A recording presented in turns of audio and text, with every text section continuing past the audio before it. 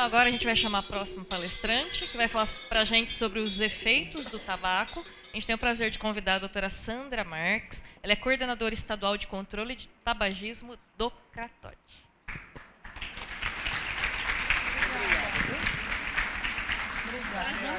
Obrigada a você. Gente, boa tarde.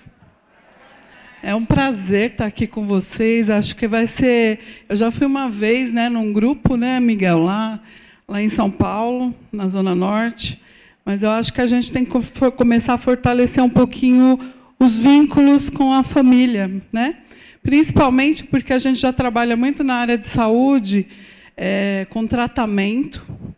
E eu gostaria muito de começar a partilhar com vocês informações sobre uma droga que é considerada lícita, né?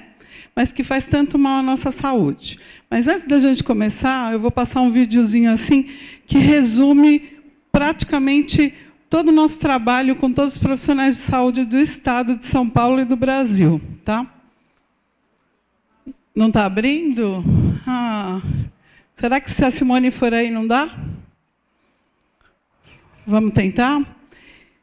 É que a gente tem um vídeo bem bacana do que a gente trabalha com os profissionais de saúde. Mas, enfim, eu vou deixar para passar no final, tudo bem? Pode apagar aqui para eu ir passando? Eu vou apresentar. Quem que conhece o Programa Estadual de Controle do Tabagismo? 2 pessoas? 3, 4? O Programa Nacional de Controle do Tabagismo. Conhecem? Tem perto na região, na UBS, nos CAPs. Então, eu só vou fazer uma apresentação breve, que o CRATOD é uma unidade da Secretaria de Estado de Saúde, quem conhece, Centro de Referência de Álcool, Tabaco e Outras Drogas, e que tem a atribuição de definir as políticas públicas decorrentes do uso de substâncias psicoativas. Ou seja, hoje nós temos a responsabilidade da capacitação e gerenciamento das unidades de saúde que promovem a abordagem e o tratamento intensivo do fumante, com apoio medicamentoso, e é um articulador também na política de enfrentamento ao crack e o recomeço, né? O diretor lá é o Dr. Marcelo Ribeiro, e ele está credenciado como um CAPS-AD da região central. Dentre todas as substâncias, eu acho que eu não tive a oportunidade de estar com vocês ontem, mas eu acredito que vocês já sabem quais são as depressoras, estimulantes e perturbadoras. Eu não vou entrar nesses detalhes, a gente vai focar no tabaco como uma droga estimulante, e quando as pessoas dizem que nicotina não faz mal, né? Como é que ela afeta o nosso organismo? Os efeitos clínicos agudos de qualquer tipo de substância sempre vai promover aumento de frequência cardíaca, pressão arterial. Não é diferente na nicotina. É uma coisa que eu tenho pautado muito na nossa gestão, essa exceção que se faz sempre em relação ao tabagismo. Tabaco também é droga. A gente conversa o tempo inteiro sobre álcool e outras drogas, e a gente não observa que o tabaco também traz malefícios à saúde, malefícios ao nosso cérebro, né? Aumento da temperatura, pupilas dilatadas. Em casos agudos de intoxicação, a estimulação central leva à convulsão, à arritmia. Também temos overdoses de nicotina. Os efeitos crônicos, eu estou trazendo tudo isso daqui porque a gente não vai falar só de tabaco, de cigarro, a gente está falando de narguile, fumo para narguile, a gente vai falar sobre cigarro eletrônico.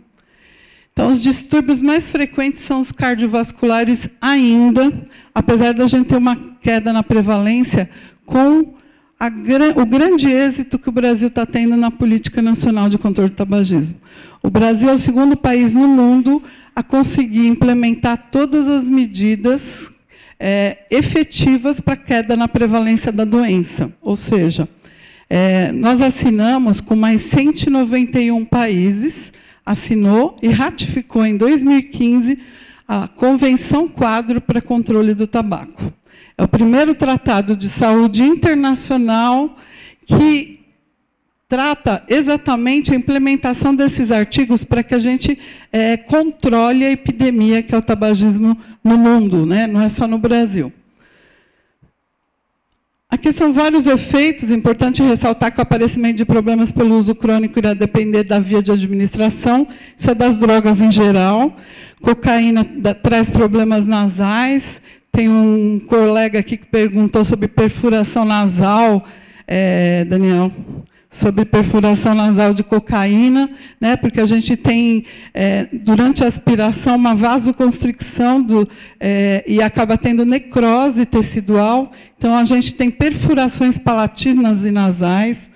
O crack promove também complicações respiratórias. Via venosa também é uma forma de contágio de doenças infecto-contagiosas, infecções como hepatite B, C, HIV, degeneração dos músculos esqueléticos, e a nicotina causa só 50 outros tipos de doenças, né? Se a gente considerar só a dependência química, o resto a gente vai ter doença pelo corpo todo, né? Doença cardiovascular, respiratória, cânceres. Então, são vários os efeitos do tabaco. Efeitos psíquicos crônicos, depressão, ansiedade, irritabilidade, distúrbios do humor, agressividade, delírios, alucinações, isolamento para o uso ou círculo de amigos que sejam usuários. Então, quando a gente fala de tabaco, a gente fala de todas as formas de consumo de tabaco.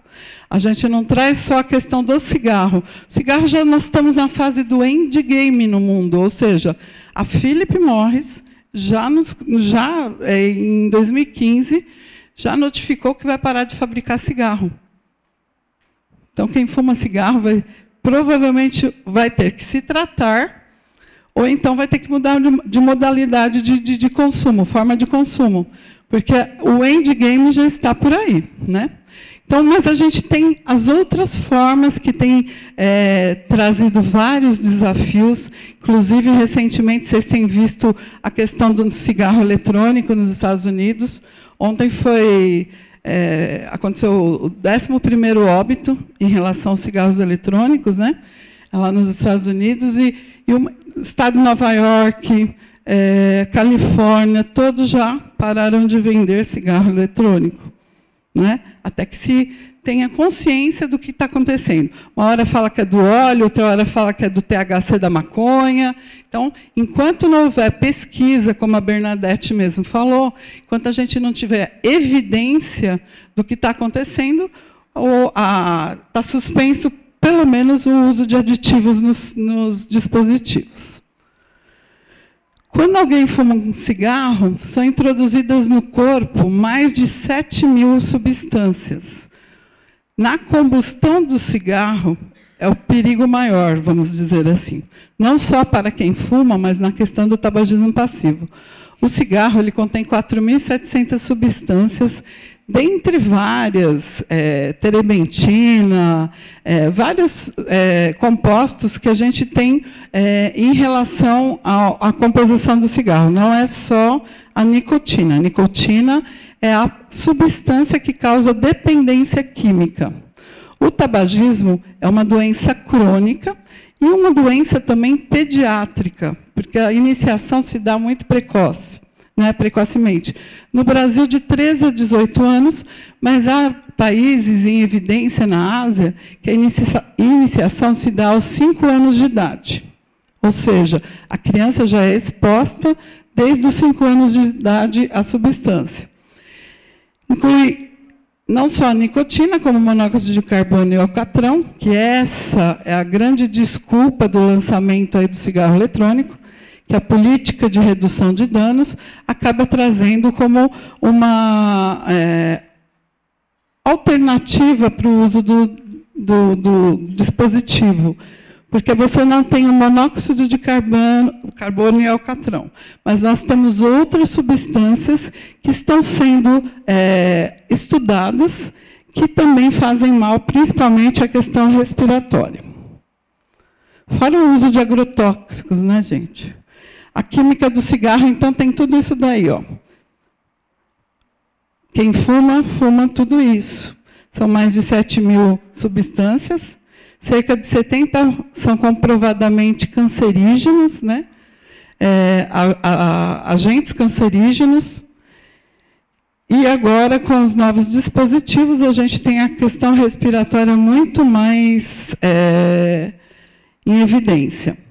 Nos dados estatísticos, o que a gente pode falar? O Brasil gasta hoje 57 bilhões de reais com doenças tabaco relacionadas e com perda de produtividade, né?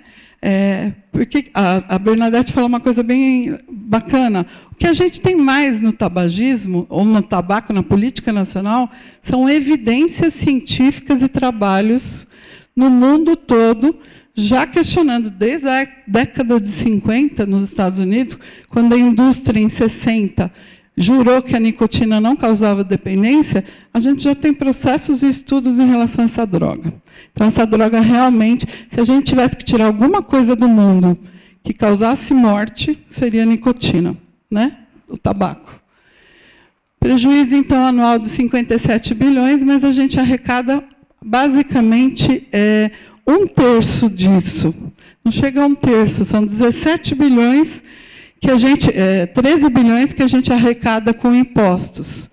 Ali, 17 bilhões é o custo realmente da produtividade, perda de produtividade. Pessoas que não conseguem trabalhar porque já foram acometidas de alguma patologia.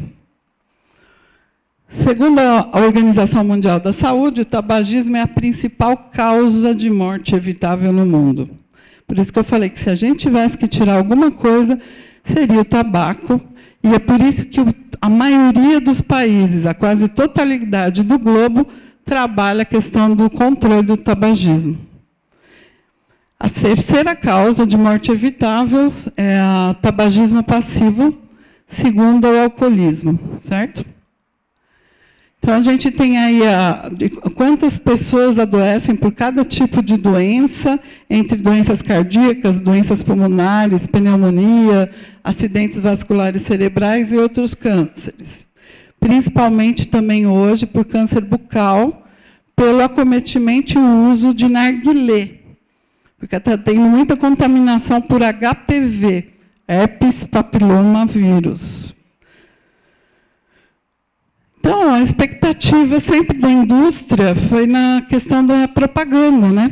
Isso foi uma das medidas também mais efetivas que a Convenção Quadro trouxe, foi que hoje a gente não vê mais propaganda de cigarro, né? Como a gente via antigamente. Historicamente, vocês reconhecem aqui vários atores, e como a gente, quem que não usou um cigarrinho da Pan? Né, na minha faixa etária, acho que a maioria usou, tinha da Copenhagen também, fósforo de marzipan, né? O quanto isso a gente fazia, tinha como exemplo, o pai trazia para casa. Então, fumar era um ato normal, né? A gente está falando o tempo inteiro aqui à tarde sobre modelos, né? Como é que a gente tem que ser o modelo na família, como é que a gente tem que interpretar isso. E o tempo inteiro a gente dá o cigarro para o filho acender, a gente transita com o cigarro na casa, a gente polui o ambiente com o cigarro, né? Porque hoje já tem estudo sobre isso. A poluição tabagística ambiental, a gente consegue medir essa poluição e o quanto a gente impregna. Uma das grandes medidas que a gente teve foi, para prevenir iniciação, foi acabar com isso. Como se cigarro fosse ligado à beleza, às crianças, como se fosse um estilo de vida saudável. Não é, gente. Não é.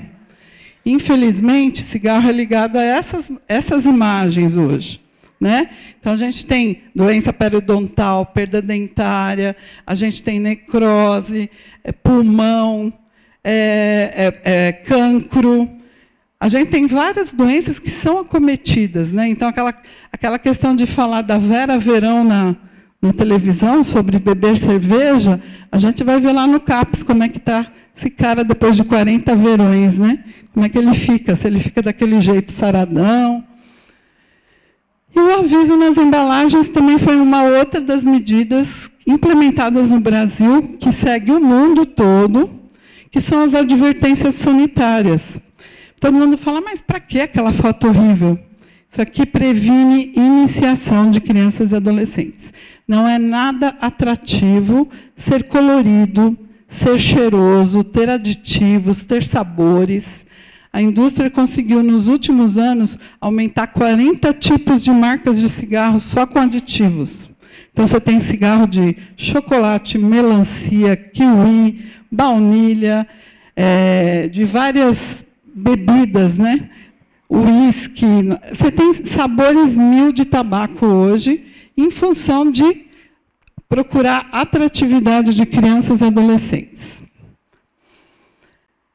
De 10% a 14% das crianças de família que cultivam tabaco faltam à aula por causa do trabalho em campos de cultivo. O PNCT é uma política que cuida desde o plantio até o descarte da bituca.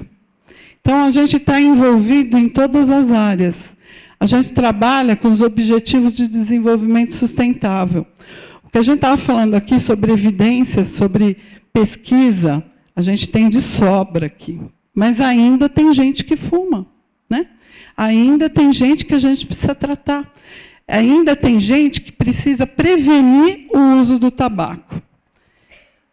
Para a secagem das folhas de tabaco, a gente utiliza a lenha, que desmata as florestas. Então, além do malefício para as doenças e as pequenas famílias de agricultores que hoje a indústria utiliza para que sejam feita a colheita dessas folhas, porque a colheita é manual, a gente ainda tem esses problemas de desmatar as florestas. As guimbas, né, foi feito por Carioca, ou as bitucas, como a gente chama aqui, demoram anos para desintegração no mar. A gente fala muito de plástico no mar, né, nos oceanos, mas o maior lixo tóxico no mundo são as bitucas. O descarte é volumoso demais. É o maior lixo de mão que a pessoa acaba jogando no chão, né? E isso contamina mares, terra, água. Emissão de fumo do tabaco libera milhares de toneladas de agentes cancerígenos. Nas lavouras há trabalho infantil e penoso. Se vocês forem procurar no Google, existem várias ações do Ministério Público contra trabalho infantil, porque é feito por pequenas famílias de agricultores. E as crianças são expostas diariamente à fumaça do cigarro. E ai de quem achar que sair para fumar e voltar não está contaminando o filho ou o neto ou algum familiar dentro de casa. Porque os compostos desta combustão, eles se depositam no nosso cabelo, na nossa roupa, e ficam impregnados, e a gente acaba contaminando o outro, sim. Essa foi a grande sacada do Brasil na questão dos ambientes livres de tabaco, né? São Paulo comemorou agora 10 anos da lei antifumo, foi dia 7 de agosto, né? O quanto a gente se conscientizou e trouxe essa consciência da relação do que é o comprometimento social do tabaco, porque a gente se incomoda muito se a pessoa está bebendo ali do lado, está com uma garrafa de uísque ou de pinga bebendo, mas não observa também o perigo e o dano do tabaco. Então, a lei antifumo trouxe justamente esse comprometimento social para o uso dessa substância. Porque eu tenho o direito de usar, se fumar, vai até onde você não me contamine. Isso foi imprescindível na questão familiar, no trabalho, e o quanto a gente evitou de mortes com isso. Principalmente de iniciação também de crianças e adolescentes. E a gente trouxe um pouquinho do cigarro eletrônico narguilé. Acho que aqui a gente já pode adiantar, né, Miguel, que a gente vai fazer um evento bem grande lá em São Paulo, dia 29 de outubro, lá no Centro de Convenção Rebouças, onde a gente vai trazer a doutora Estela Martins, que é quem fez toda a publicação dos 2 itens aí para o Ministério da Saúde, e onde a gente vai fazer uma explanação sobre os malefícios, vai falar um pouco sobre os compostos, o que danifica, o que a gente pode evitar, e vai ter uma roda de conversa no final com os médicos. O cigarro eletrônico, então, ele foi lançado com como política de redução de danos, E isso a gente não pode considerar. O Brasil ainda não regulamentou esse dispositivo, né? A gente tem proibição da venda e da comercialização, né? Importação. Porém, você vai falar, mas, Sandra, tem tanta coisa, tem tanto anúncio na internet, o pessoal entra, tem várias propagandas sobre o cigarro eletrônico. A gente está tentando regular isso no sentido de tirar do site. Regular já está regulado. A Anvisa, que é a Agência de Vigilância Sanitária, proibiu o dispositivo no país. A gente já está na segunda audiência pública, onde senta o pessoal da saúde, da academia, né, os técnicos, explanando sobre os malefícios dos primeiros estudos que a gente tem já, e a indústria, do lado, tentando argumentar por que ela está utilizando cigarro eletrônico. Ah, porque quem quer fumar tem direito de fumar. Quem quer fumar, a gente está falando em smoke free, um mundo sem fumaça, e a gente está criando novos dispositivos, né? São vaporizadores, sprays, que também contaminam as pessoas e o meio ambiente. O cigarro eletrônico, então, ele veio sem alcatrão e sem monóxido de carbono, portanto, a gente não tem combustão. Quem já viu um cigarro eletrônico aqui ou fuma um cigarro? Já viu? Todo mundo fuma aqui? Quem que fuma aqui? Pode falar, pode falar. Eu vou encaminhar para tratamento. Depois eu vou dar o endereço de cada lugar para vocês. Eu sou ex-fumante também. Pois não. Você parou com o nosso programa. Eu também parei. Contém propileno, glicol, glicerol e metais. Então, são altamente irritantes das vias aéreas. Causa lesão pulmonar. Vocês estão vendo as mortes lá nos Estados Unidos. Isso não é brincadeira. São produtos que, teoricamente, ainda não são regulados nos países de origem. O Juul, que é uma marca lá dos Estados Unidos que mais faz sucesso, está competindo com um cigarro aquecido da Philip Morris, que é o IQOS. São propostas diferentes, né? O cigarro eletrônico ele vem numa pegada de você utilizar para se manter a dependência química, manter o comportamento. A gente está falando o tempo inteiro aqui de mudar comportamentos. Quem quer ficar dependente? Quem quer ficar dependente? A gente muda o comportamento. Isso é o que a gente faz nos grupos. A gente qualifica profissionais da área de saúde do estado inteiro, pensando em como eles vão motivar os pacientes nos seus grupos. Como é que a gente faz essa mudança? Então, isso é extremamente importante. Além da informação, de saber técnicas de motivação também. Substâncias cancerígenas, alergênicos, risco de explosão. Tem um monte de foto na internet, eles não são regulados, os produtos, então eles explodem. Às vezes está no bolso da pessoa e explode na perna. Malefícios a longo prazo, a gente não tem estudo. E olha que a indústria, desde 63, ela estuda o cigarro eletrônico, gente, já pensando no dia que ela ia tirar o cigarro tradicional do mercado. Então, isso é uma coisa para a gente começar a pensar. Será que a política de redução de danos não surgiu também nessa indústria, né? Com a desculpa de se lançar novos produtos? O narguilé, ele também causa dependência, porque acaba usando o fumo do tabaco. Quantos daqui de vocês aqui têm filhos que usam narguilé? De uma forma corriqueira. E o narguilé também causa dependência, porque ele tem nicotina. Uma hora equivale a fumaça de 100 a 200 cigarros. As pessoas que usam narguilé vão ter um comprometimento respiratório muito mais cedo do que os usuários de cigarro tradicional. A porta de entrada de outras drogas eleva o risco para doenças cardiorrespiratórias e diversos tipos de cânceres, incluindo doenças infecto-contagiosas. Haja visto o surto de tuberculose que a gente tem aí, né? Tá veemente, já aumentou muito a prevalência de tuberculose, e a gente tem trabalhado essas questões nos grupos.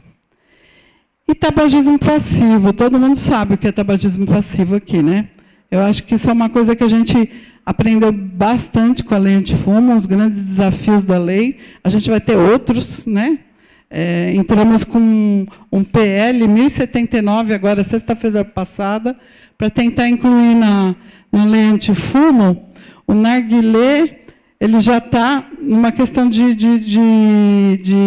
tabagismo passivo, mas ele não está implicitamente na lei antifumo. Então, a gente entrou com isso, com o cigarro eletrônico, para proibir o uso em ambientes fechados.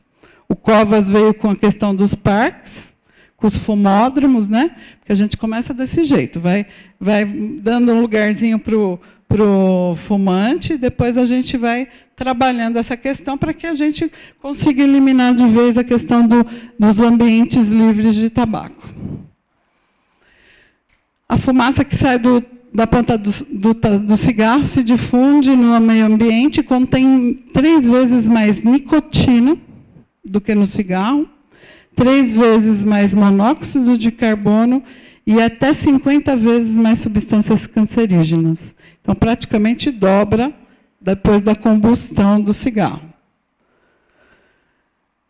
A curto prazo, a gente tem, como tabagista passivo, irritação dos olhos e do nariz, né, da questão nasal, da respiração. Médio e longo prazo, a gente tem uma redução da capacidade respiratória e enfisema.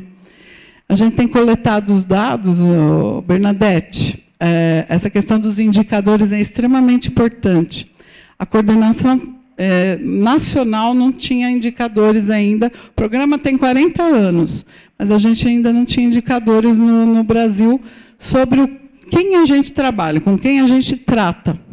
Aí nós criamos, há cerca de 2 anos, está completando 2 anos agora, um sistema de informação, um instrumento, né, de informação online, onde a gente coleta dados das unidades de saúde que atendem o nosso programa. E a gente conseguiu desenvolver indicadores importantes, tanto é que a gente hoje consegue ver por regional de saúde, onde a gente tem indivíduos que são tabagistas hipertensos, diabéticos, doenças respiratórias, doenças psiquiátricas, que são extremamente importantes quando a gente fala em questão de mudança de comportamento, né? São pacientes muito mais difíceis de serem tratados, do ponto de vista motivacional, né? E cânceres. Então, a gente tem desenvolvido trabalhos de prevenção, pensando já nas regionais e nos indicadores que nós coletamos.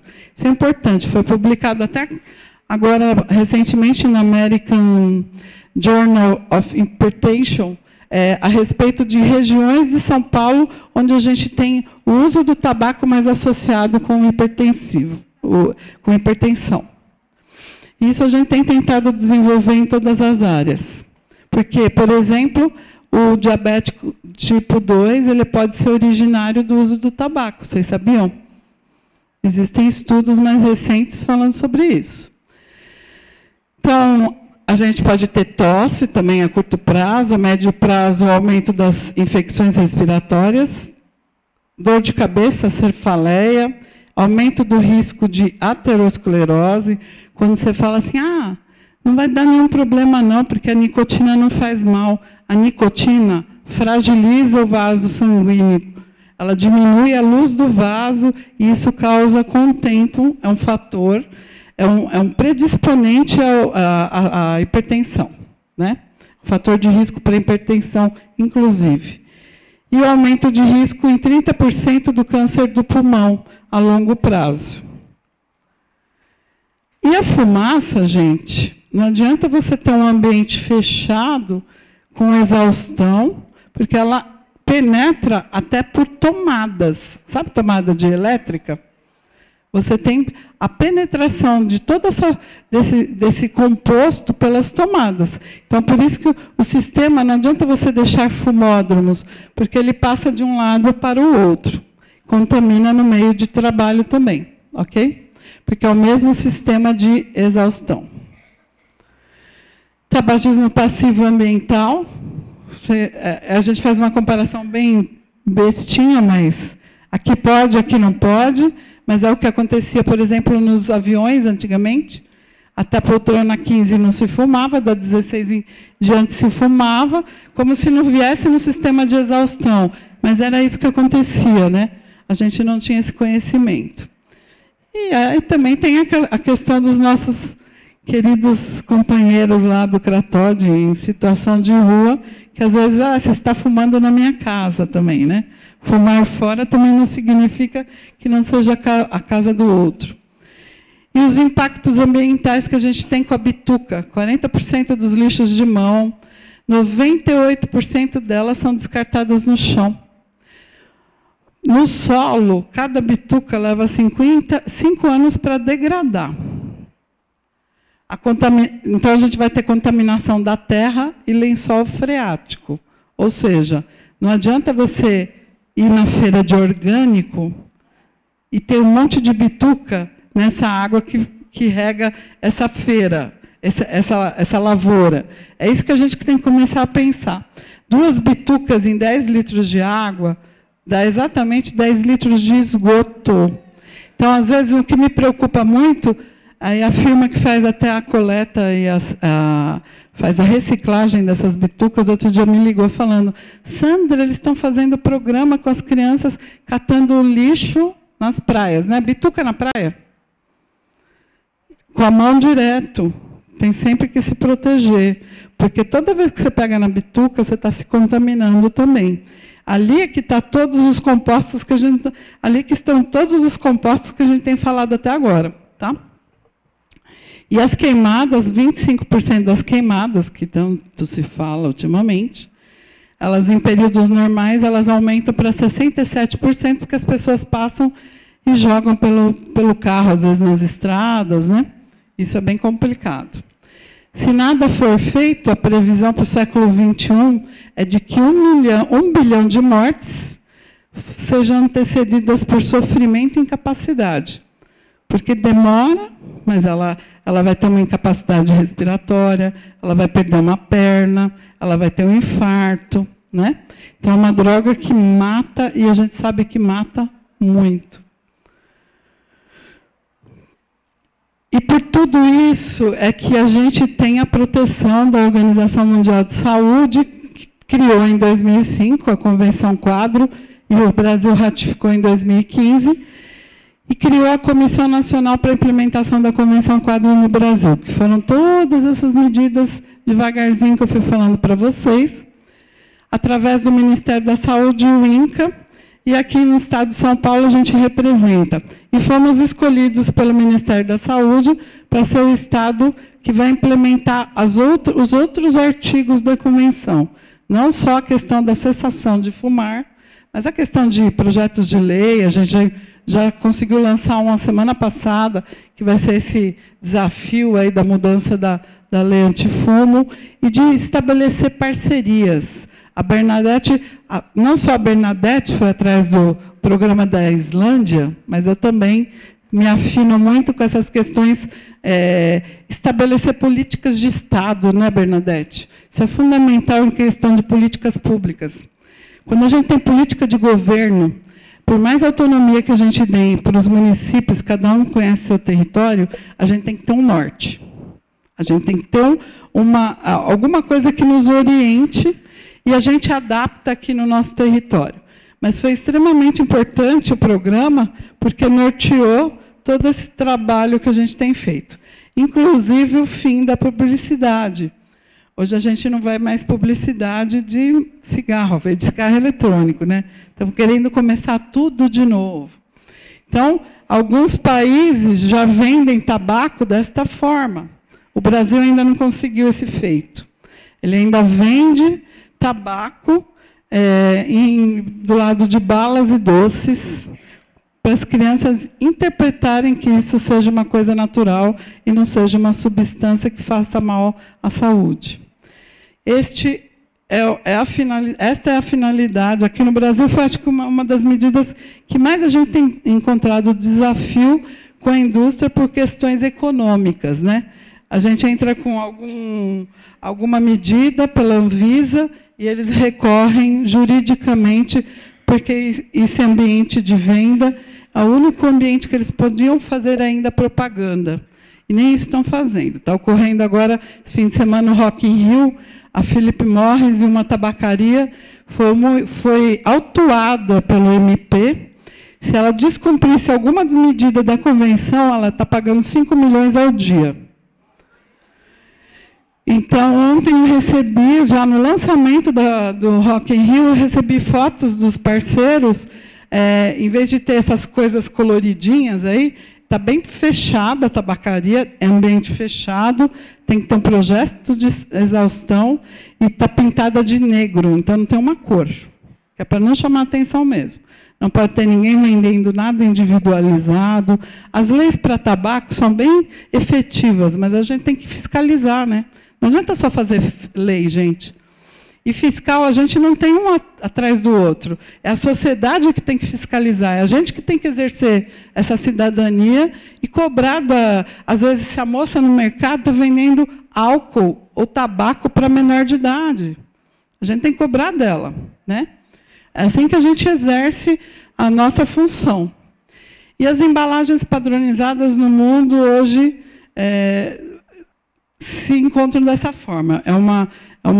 Cada um vai colocando a advertência de acordo com a sua regulação no seu país, porém, todas vão ter que ser dessa forma no frigir dos ovos, né? Proteção contra o fumo passivo, da lei antifumo, os símbolos, né? A municipal e a estadual, os símbolos. O uso de aditivos foi proibido através de uma RDC 14 de 2012, nós estamos em 2019, e a indústria ainda não tirou os aditivos do cigarro. Semana passada, ela tentou entrar com uma suspensão, entrou com uma liminar e perdeu, né? Que o ministro do Supremo Tribunal acabou retirando, então ela vai ter que, sim, que tirar os aditivos dos cigarros. E aditivo, que eu falo, é isso que atrai criança e adolescente, né? Então, é igual quando a gente fala na regulação da maconha. Quem vai comer xireque de maconha? Pirulito de maconha, não é adulto, gente. A propaganda é muito bem dirigida, né? Outras medidas que a lei também trouxe, proibiu a venda para menores de 18 anos, a taxação e impostos sobre o tabaco. Recentemente, vocês viram a questão do ministro Moro, falando sobre diminuir o preço do cigarro, da tributação, que isso impediria o tráfico de cigarro, né? O mercado lícito. Isso é errôneo, porque o Brasil, agora ele já voltou atrás, já publicou que não vai pensar mais nisso, porque o Brasil, desde 2011, trabalha com uma política do preço mínimo. Todo cigarro, se vocês forem tratar, ouvirem alguém tratando nos grupos do PNCT, eu comecei a coletar esses dados agora. Todo cigarro que custe abaixo de R$5 é de origem ilícita. Tá? Então, vocês não pensem que é cigarro contrabandeado só do Paraguai. A gente, hoje, falsifica cigarro do Paraguai aqui em São Paulo. A gente tem um monte de fábrica, esse que é o trabalho da coordenação hoje. É trabalhar com Receita Federal, Polícia Federal. São Paulo é a maior rota de tráfico do Brasil.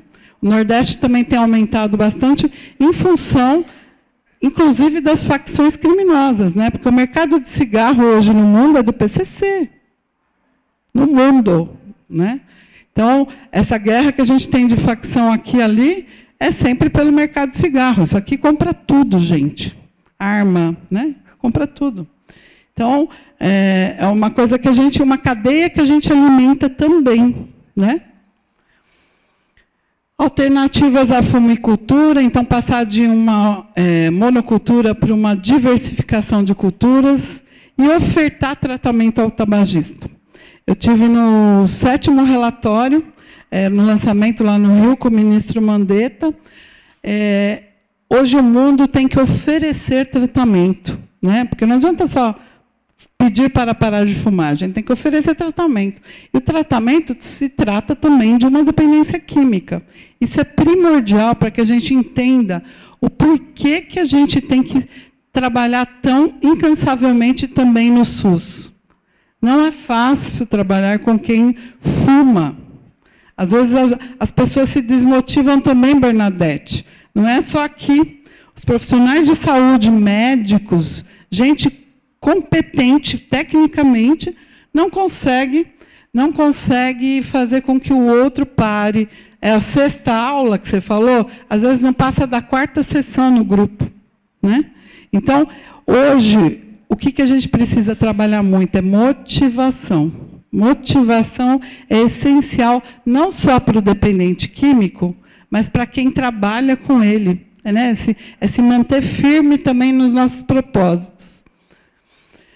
E aí a gente foi tendo queda de prevalência e a gente conseguiu cair aí cerca de 40%. A gente já está atingindo uma meta de 2030 da Organização Mundial de Saúde, segundo país no mundo a atingir essas metas.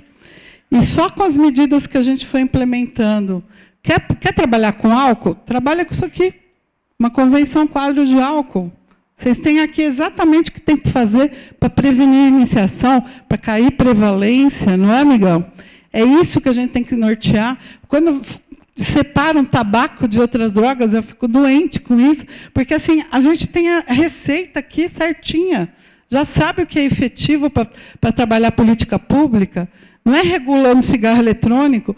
A gente fala de regular o cigarro eletrônico como se fosse um direito individual da pessoa fazer uso da substância. Mas a gente está falando de política pública. Eu vou ter um serviço de saúde para depois segurar essa onda. Os Estados Unidos tá vendo isso agora. E tem muito mais condições que a gente. Não é fácil, gente, não é fácil. A gente tem sempre que pensar nas políticas, né? Não é só dentro de casa. A gente tem que pensar em quem não tem acesso a esse tratamento, né? Tratamento a gente oferece, então, através do Ministério da Saúde. O SUS oferece gratuitamente. Cada tratamento desse vai de R$ 430 a R$ 1.260. É um tratamento que não é barato, mas só com os indicadores agora, Bernadette, eu acabei de receber uma mensagem da nossa farmacêutica, o Estado economizou R$ 3 milhões. Só com o sistema online que a gente criou. A gente vai apresentar o trabalho agora no Congresso Brasileiro de Farmácia. Como estruturar uma política e como você tem indicadores, como você consegue ajustar e gerenciar o uso racional de medicamento, por exemplo.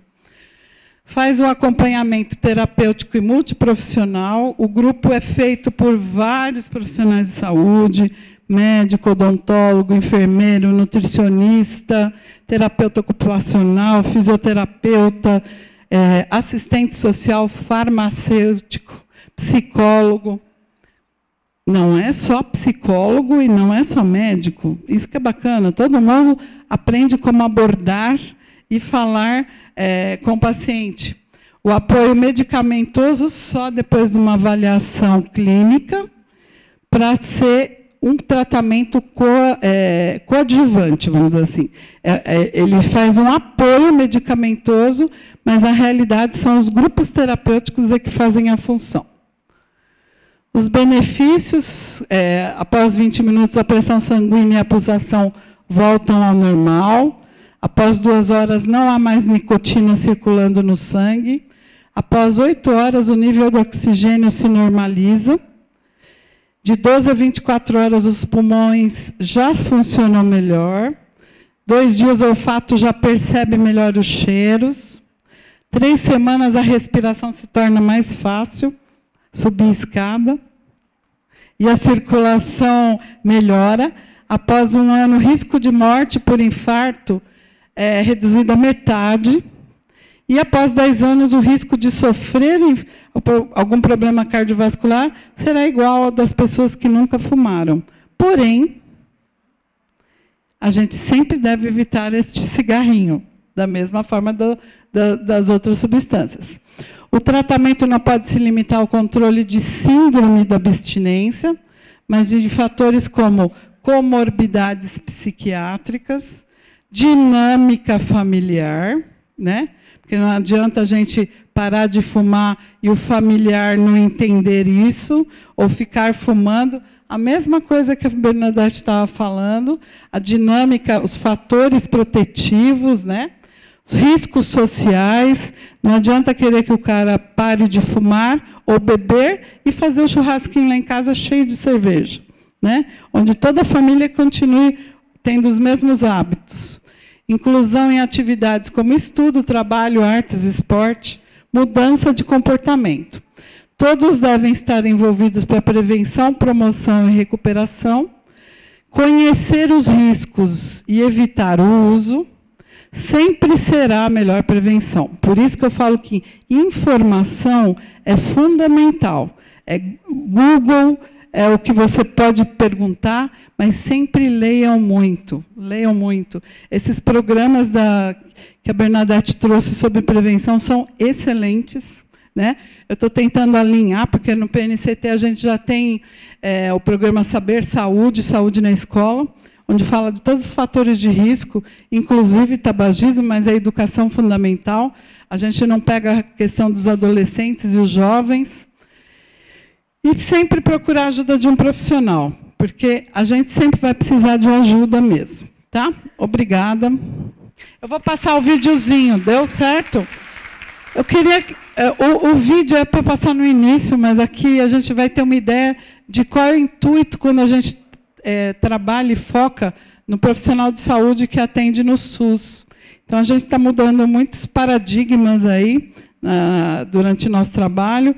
Hoje, hospitais psiquiátricos já foram qualificados para fazer essa abordagem ao tabagista, coisa que era extremamente impossível há tempos atrás, em função do que representa hoje o cigarro. Tem uma função um pouco terapêutica, né, nesse sentido.